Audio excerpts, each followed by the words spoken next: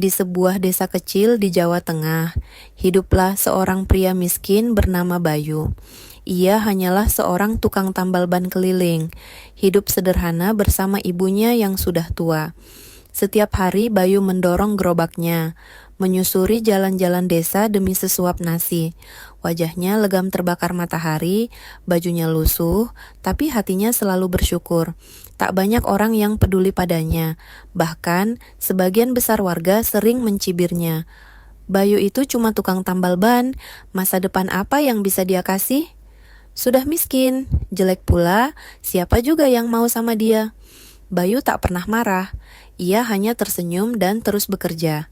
Tapi siapa sangka, di balik kehidupannya yang sederhana, Allah sedang menyiapkan takdir yang sangat mengejutkan.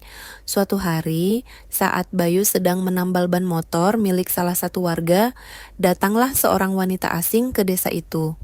Wajahnya cantik luar biasa, berkulit putih, bermata biru, dan rambut pirang panjang. Dia tampak bingung, memegang peta lusuh dan bertanya dengan bahasa Indonesia yang belum lancar. "Permisi, saya mau cari rumah Ibu Ratna." Semua orang langsung melongo. Wanita itu bule, dan dia sedang bicara dengan Bayu. Bayu pun membantu wanita itu. Dengan sopan dan penuh senyum, Bayu mengantar si bule ke rumah Bu Ratna, mantan guru bahasa Inggris di desanya. Tak disangka, bule itu bernama Elisa, seorang traveler asal Jerman yang sedang melakukan riset tentang budaya lokal di desa-desa Indonesia. Selama beberapa minggu, Elisa tinggal di desa itu. Dan selama itu pula, dia sering melihat Bayu bekerja keras. Berbeda dari pria-pria lain yang hanya menggoda atau memamerkan kekayaan, Bayu justru tulus, sopan, dan rendah hati. Setiap pagi, Bayu mengantar Elisa ke sawah atau pasar dengan gerobak tuanya. Warga mulai bergosip, "Masa bule cantik gitu mau sama Bayu? Jangan mimpilah, itu paling cuma numpang jalan." Namun, hari demi hari, hubungan Bayu dan Elisa makin dekat. Bayu bahkan mulai belajar bahasa Inggris dari Elisa, dan Elisa pun makin kagum dengan kebaikan Bayu. Hingga suatu pagi, kabar menggegerkan pun tersebar ke seluruh desa. Elisa melamar Bayu di depan semua orang. Warga gempar, semua mengejek dan menertawakan. Bule itu pasti gila, nikah sama tukang tambal ban. Paling bule itu butuh KTP atau pengen tinggal di sini. Tapi Elisa hanya tersenyum, memandang Bayu dengan mata berkaca-kaca. "Bayu, you are the kindest man I've ever met. I don't care if you're poor, you make my heart feel rich." Air mata Bayu menetes, dan tak disangka, lamaran itu disetujui oleh ibu Bayu. Pernikahan sederhana pun digelar. Tapi di balik semua itu, warga desa belum tahu satu rahasia besar. Bayu ternyata bukan orang sembarangan. Hari pernikahan Bayu dan Elisa akhirnya tiba. Meski hanya digelar di pelataran rumah dengan dekorasi sederhana, suasananya sangat meriah. Tetangga berdatangan, bukan karena ingin merayakan, tapi lebih karena ingin memastikan, benarkah pria semiskin Bayu bisa menikahi bule secantik itu? Pasti bule itu ada maunya, mana mungkin dia cinta beneran sama Bayu. Palingan karena kasihan, atau ada syarat tinggal di Indonesia. Tapi di tengah cibiran itu, Bayu tetap tersenyum. Ia menggenggam tangan Elisa dengan hangat, menatap matanya penuh cinta. Sementara ibunya hanya bisa terisak bahagia, tak menyangka anak yang selama ini diremehkan, justru mendapatkan cinta yang tulus dari wanita asing. Setelah akad nikah yang khidmat, Elisa berdiri dan mengambil mikrofon. Dalam bahasa Indonesia yang terbata-bata, ia berkata, "Terima kasih kepada semua orang di desa ini. Saya tidak pilih Bayu karena dia kaya.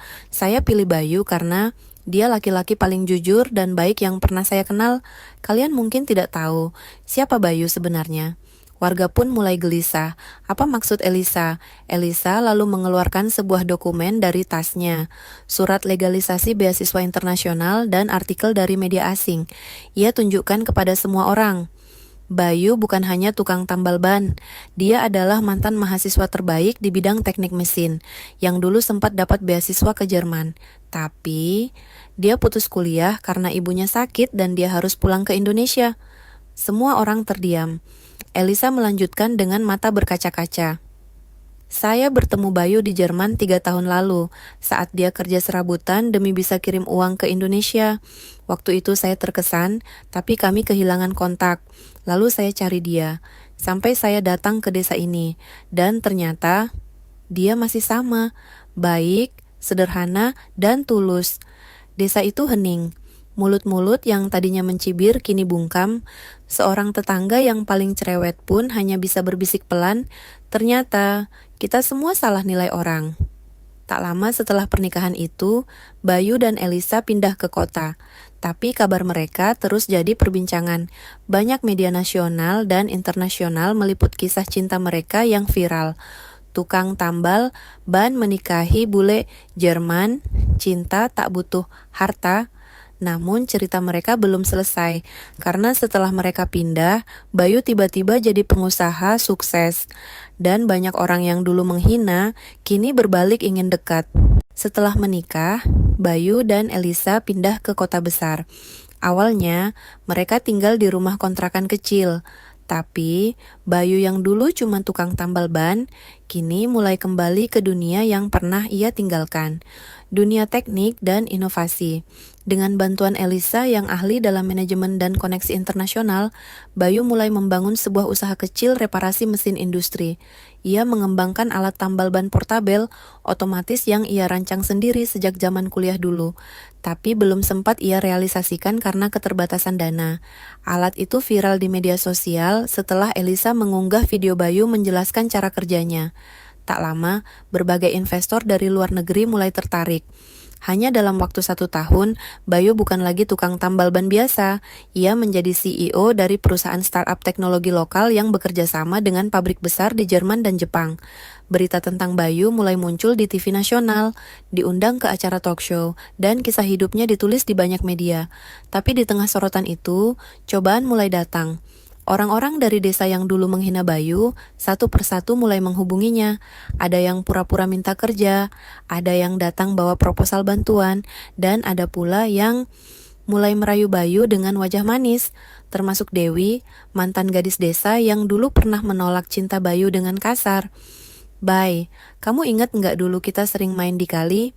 Kamu tuh sebenarnya baik. Aku nyesel dulu pernah nyakitin kamu. Kalau kamu belum bahagia sama istri bule kamu, aku siap kok jadi yang kedua. Bayu hanya tersenyum pahit. Ia ingat jelas. Dulu Dewi pernah bilang, aku nggak mau hidup miskin bareng kamu, Bayu. Mending aku kawin sama sopir truk daripada sama kamu.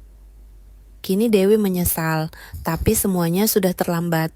Bayu pulang ke rumah dan memeluk Elisa erat.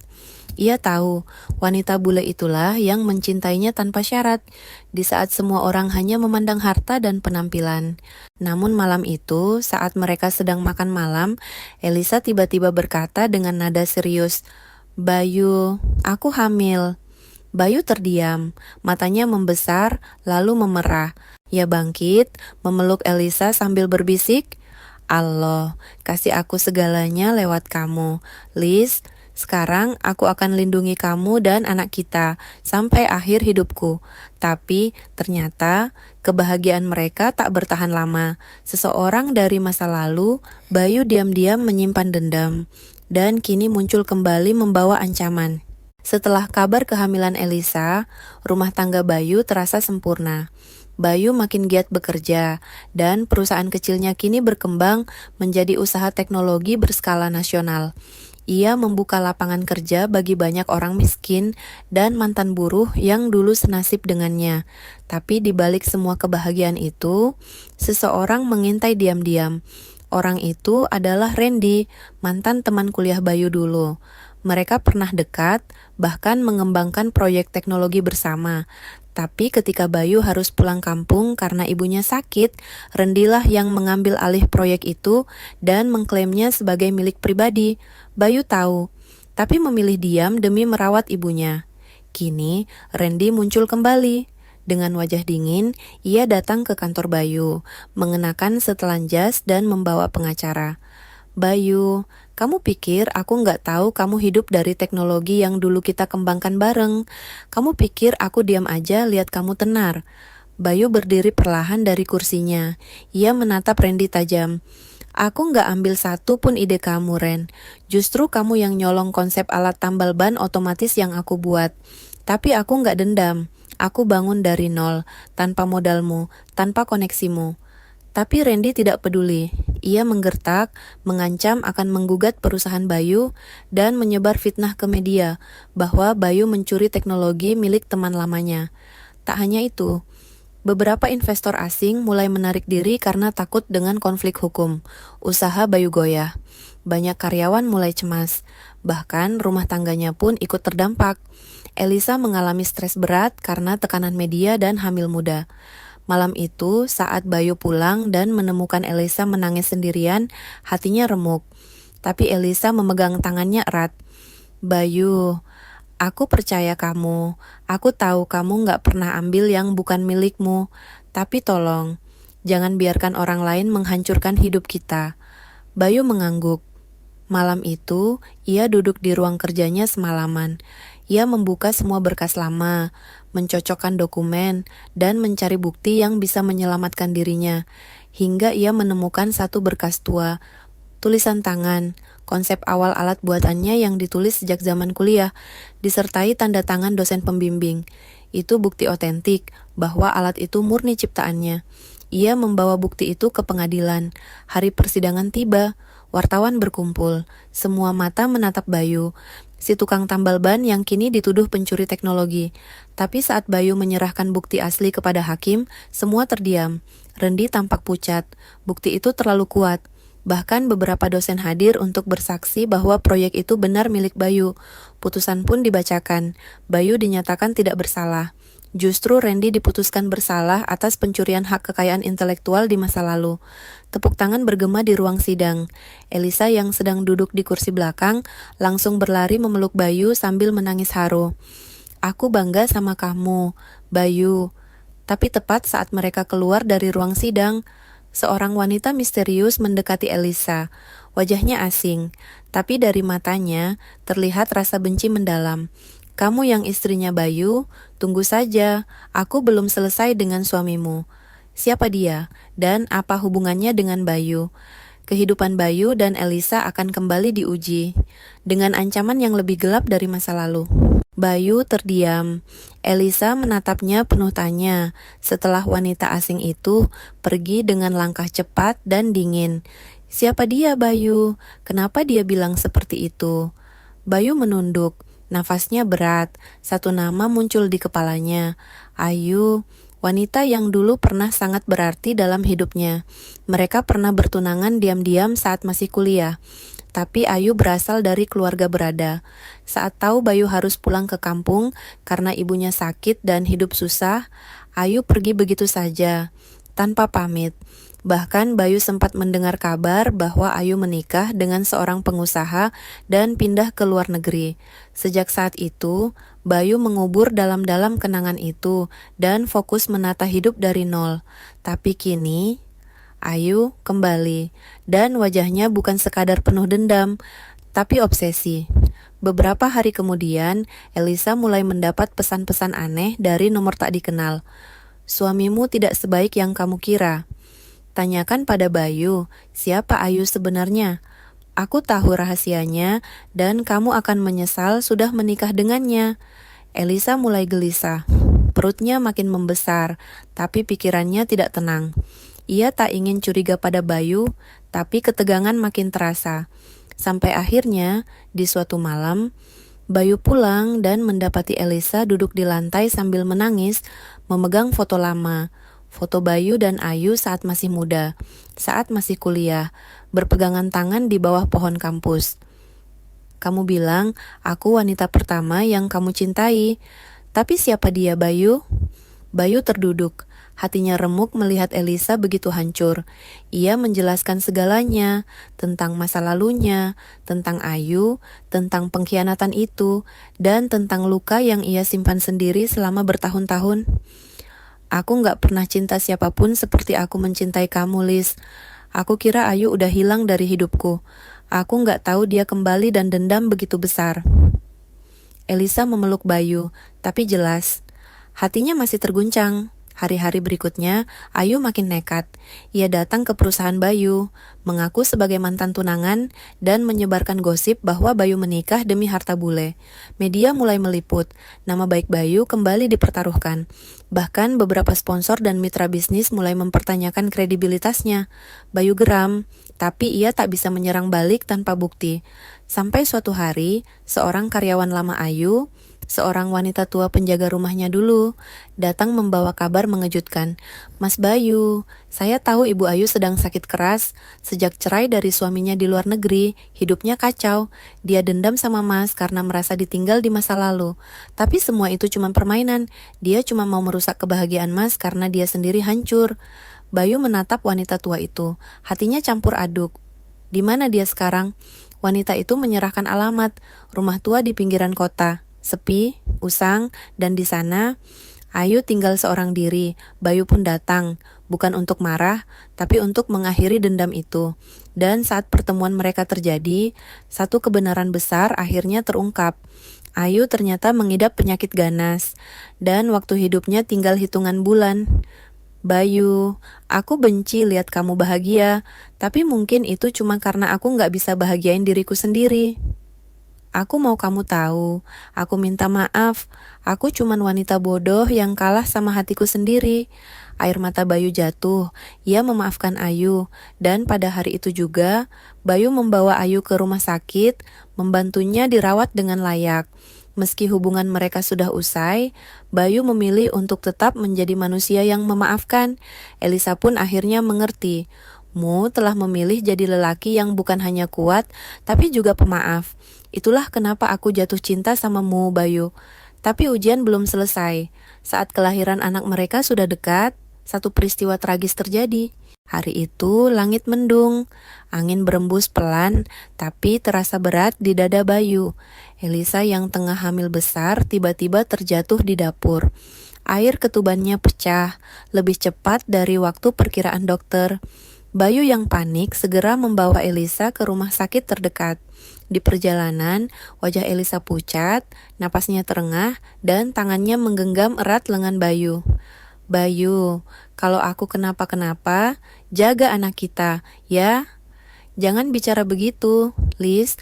Mau kuat, anak kita butuhmu, aku butuhmu. Sampai di rumah sakit, dokter langsung membawa Elisa ke ruang persalinan. Tapi tak lama, salah satu perawat keluar dan berkata dengan wajah tegang, Pak Bayu, kondisi Ibu Elisa kritis. Posisi bayi sungsang dan detak jantung ibu melemah. Kami harus segera lakukan operasi darurat. Bayu menegang, ia mengangguk, tapi belum sempat masuk ke ruang tunggu, dokter kembali keluar. Kami mohon maaf, Pak Bayu. Kami menghadapi pilihan sulit. Salah satu nyawa bisa tidak tertolong. Kami butuh keputusan cepat, menyelamatkan ibu atau bayinya. Dunia seperti runtuh. Bayu berdiri mematung. Air mata mengalir tanpa ia sadari. Dalam hitungan menit, ia harus memilih antara cinta sejatinya atau darah dagingnya sendiri. Tapi tiba-tiba suara kecil terngiang di benaknya. Suara Elisa, dulu saat mereka masih tinggal di desa. Bayu, kalau suatu hari nanti kita punya anak dan aku harus milih antara hidupku atau nyawanya, pilih anak kita. Aku ingin dia hidup, apapun yang terjadi. Dengan suara gemetar, Bayu menatap dokter. Selamatkan anak kami. Dokter mengangguk dan berlari kembali ke ruang operasi. Waktu terasa berjalan sangat lambat, Bayu duduk di bangku ruang tunggu. Doa terus mengalir di bibirnya. Ya Allah, jangan ambil dua-duanya. Kalau bisa, selamatkan keduanya. Tapi kalau engkau punya rencana lain, aku ikhlas. Tapi kuatkan aku. 3 jam berlalu. Pintu ruang operasi terbuka. Seorang perawat keluar membawa selimut kecil. Di dalamnya, seorang bayi mungil menangis keras. Selamat, Pak Bayu, putramu selamat. Bayu berdiri lemas memeluk bayi itu sambil menangis. Anakku, kamu hidup, Allah Maha Baik. Tapi kebahagiaan itu belum lengkap. Karena beberapa detik kemudian, dokter keluar lagi dengan wajah serius. Ibu Elisa kehilangan banyak darah, tapi dia bertahan. Kondisinya masih kritis, tapi kami berhasil menstabilkan. Beri dia waktu beberapa hari. Bayu langsung sujud di lantai rumah sakit, tangisnya pecah. Allah, Engkau beri aku segalanya, istri yang kuat, anak yang selamat, terima kasih. Hari itu, Bayu tidak tidur.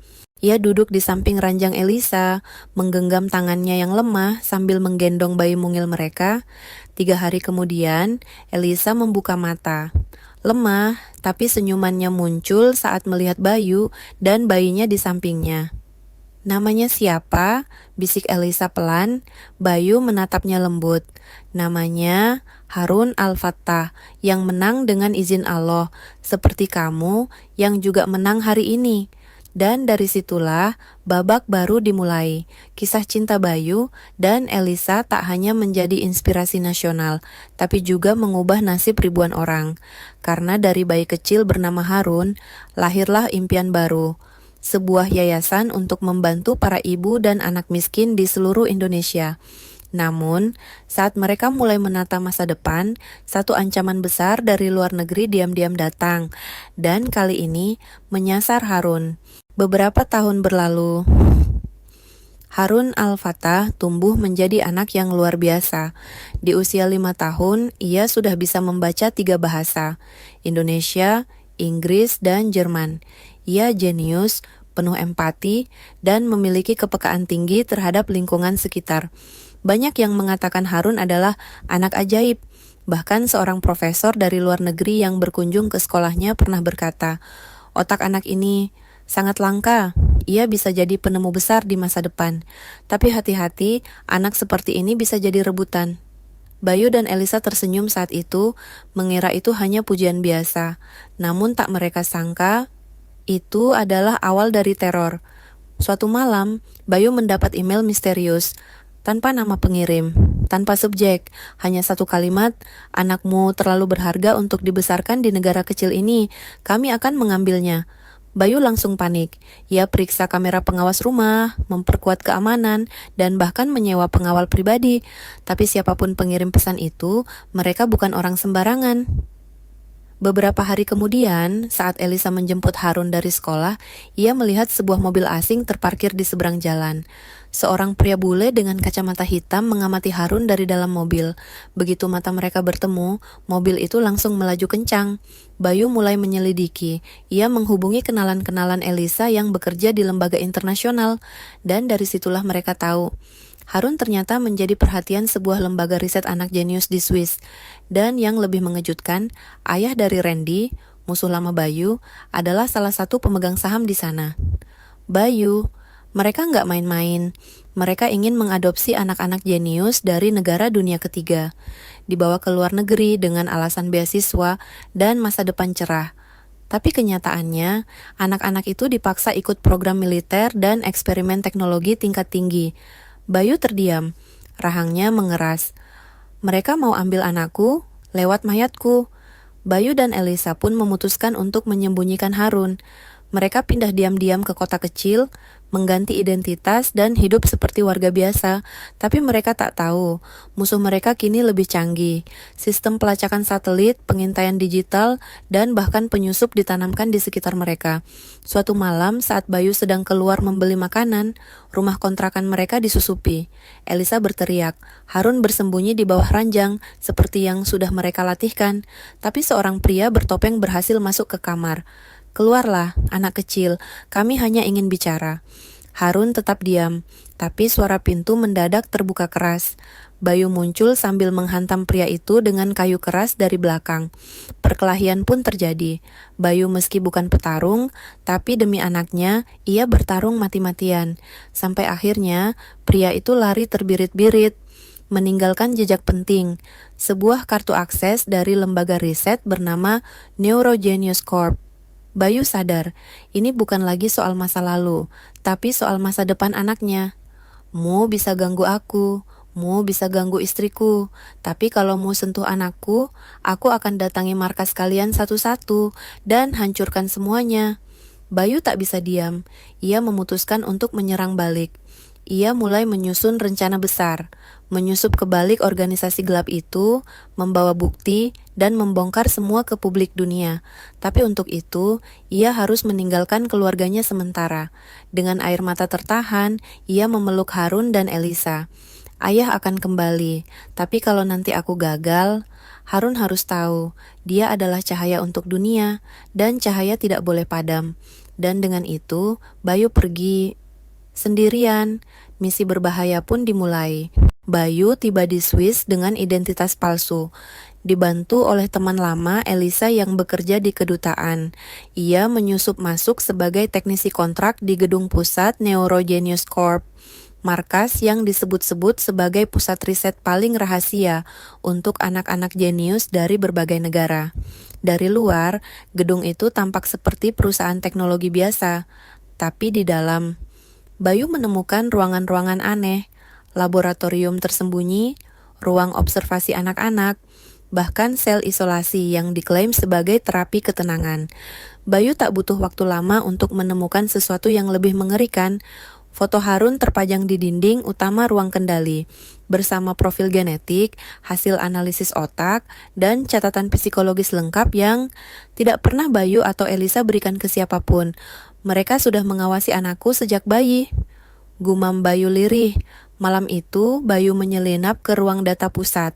Dengan kemampuan IT dasar yang dulu ia pelajari saat menjadi pekerja proyek kecil-kecilan, ia berhasil membobol beberapa sistem. Ia menemukan file rekaman video. Di dalamnya, anak-anak lain menangis. Mereka dipaksa menjawab soal-soal rumit sambil menerima kejutan listrik ringan jika salah menjawab. Eksperimen keji disamarkan sebagai program pelatihan. Bayu menahan amarahnya. Ia tahu, ini bukan waktu untuk meledak. Ia harus keluar dari sana membawa bukti ini ke publik. Tapi saat ia keluar dari ruangan, alarm berbunyi. Bayu sudah dicurigai. Ia berlari, melewati lorong, naik tangga darurat. Ia tahu tempat ini punya helipad di atap. Tapi sebelum sempat mencapai pintu atas, seorang pria besar berseragam hitam menghadangnya. Bayu, kamu pikir kami nggak tahu kamu akan datang? Bayu menatap tajam. Aku tahu, tapi yang kalian nggak tahu, aku udah siarkan semua rekaman tadi ke server publik. Pria itu tersentak. Bayu membuka ponsel satelit kecil dari sakunya, menunjukkan sinyal bahwa data sedang diunggah otomatis ke seluruh jaringan whistleblower internasional. Permainan kalian selesai. Perkelahian terjadi. Bayu dihajar, tapi ia tetap berdiri. Karena di pikirannya hanya ada satu hal, Harun dan Elisa. Dengan sisa tenaga, Bayu melemparkan alat ledak kecil ke ruang server, bukan untuk menghancurkan bukti, tapi menghancurkan akses mereka ke sistem pelacakan anak-anak. Boom! Satu sisi gedung terbakar. Bayu berhasil naik ke atap, tapi ia tak sempat kabur. Helikopter pengaman datang lebih dulu. Ia ditangkap. Tapi sebelum ditahan, Bayu sempat berteriak ke arah kamera pengawas. Harun, ayahmu mungkin gak pulang, tapi dunia sekarang tahu siapa kamu. Jadilah cahaya untuk yang lain, jangan pernah takut. 2 minggu kemudian, seluruh dunia gempar. Media internasional menyiarkan eksperimen ilegal pada anak-anak jenius di negara dunia ketiga. Pemerintah Swiss dan PBB turun tangan, Neurogenius Corp dibubarkan, puluhan anak-anak diselamatkan. Bayu diadili, tapi karena jasanya membongkar kejahatan besar, ia dibebaskan dan disebut sebagai pahlawan dunia ketiga. Saat ia pulang ke Indonesia, bandara penuh orang. Ribuan warga menyambutnya, tapi tak satu pun lebih berarti dari 2 tangan kecil yang memeluknya kuat-kuat dari belakang. Ayah, aku gak takut, karena aku anak ayah, dan anak ayah akan terus bantu dunia. Bayu menatap langit, air matanya jatuh, tapi senyum di bibirnya tak hilang. Terima kasih, ya Allah, Engkau tidak hanya selamatkan anakku, tapi Engkau jadikan dia cahaya untuk dunia.